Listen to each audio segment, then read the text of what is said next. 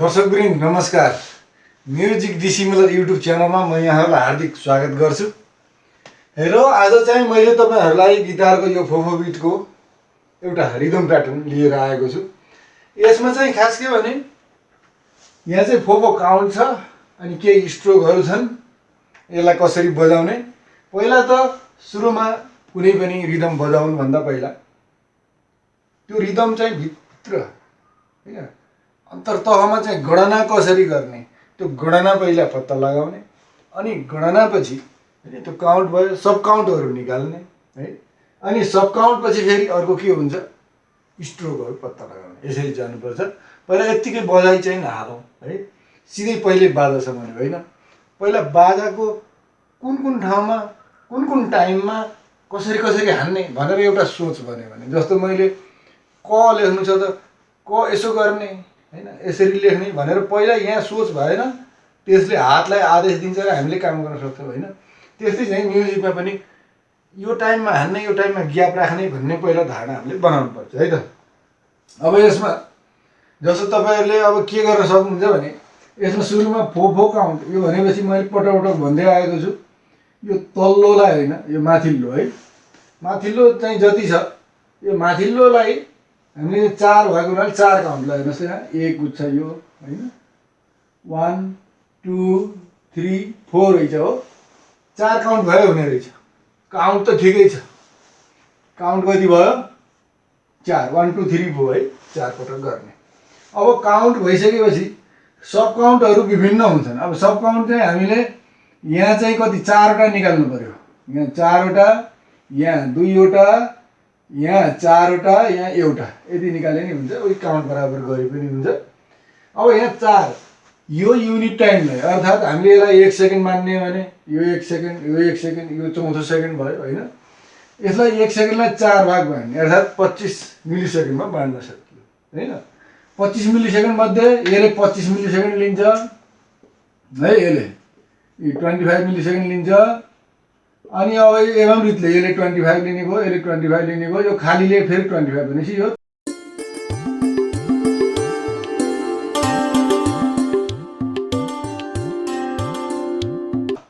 अब यसमा के छ भने अब यसको पहिला स्ट्रोक निकाल्नु पर्यो। स्ट्रोक कति चोटी हान्ने, टी हान्ने यो आयो है, टी अनि यो टे हान्ने एउटा स्ट्रोक, दुईटा स्ट्रोक, तीनटा स्ट्रोक यहाँ हान्नु परेन, यसलाई सस्टेन तर्काएर छोड्दिने।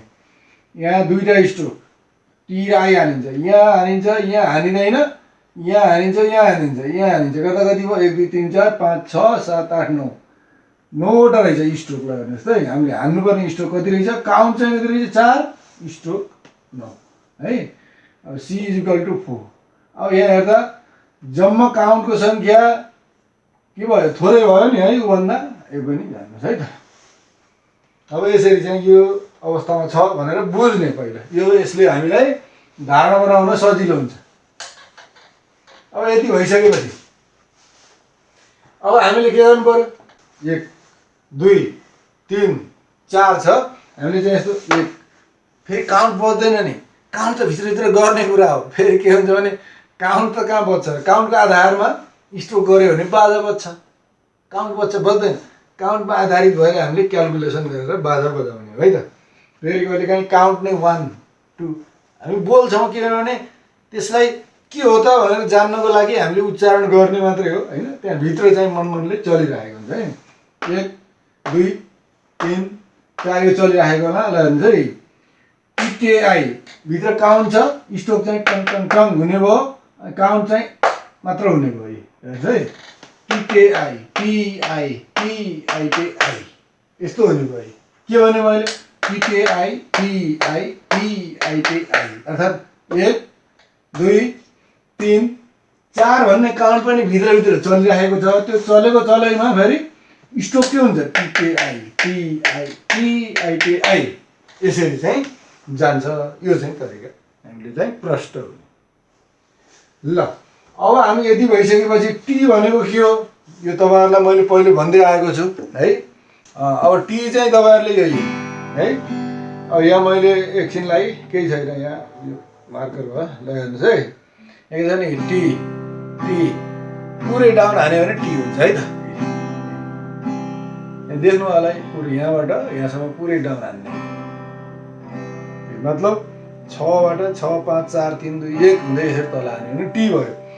आई भन्यो भने यहाँबाट 3 2 1 ए है इन्डेक्सले यति तीनटा मात्रै है तलका तीनटा यतापट्टिको हाफ माथिल्लो हाफ होइन तलको हाफ कर्स अनुसार हुन्छ तर भनौँ सरदरमा एभरेजमा चाहिँ त्यस्तो हुन्छ है त। यो हान्ने आई भयो। अनि टे चाहिँ अरू केही छैन अरू त सबै टिआई एउटा टे भन्ने छ।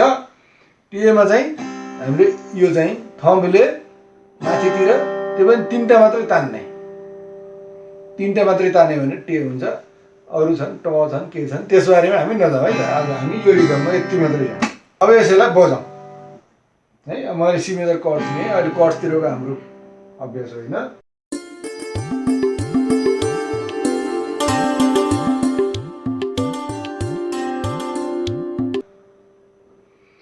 अब यहाँ के भयो भयो नि टिकेआई टिआई टिआई टिआई टिकेआई टिआई टिआई टिआई। फेरि सुन्नुहोस् है त ल अब आयो टिकेआई टिआई टिआई टिआई टिकेआई टिआई टिआई टिआई टिकेआई टिआई टिआई टिआई टिकेआई टिआई टिआई टिआई।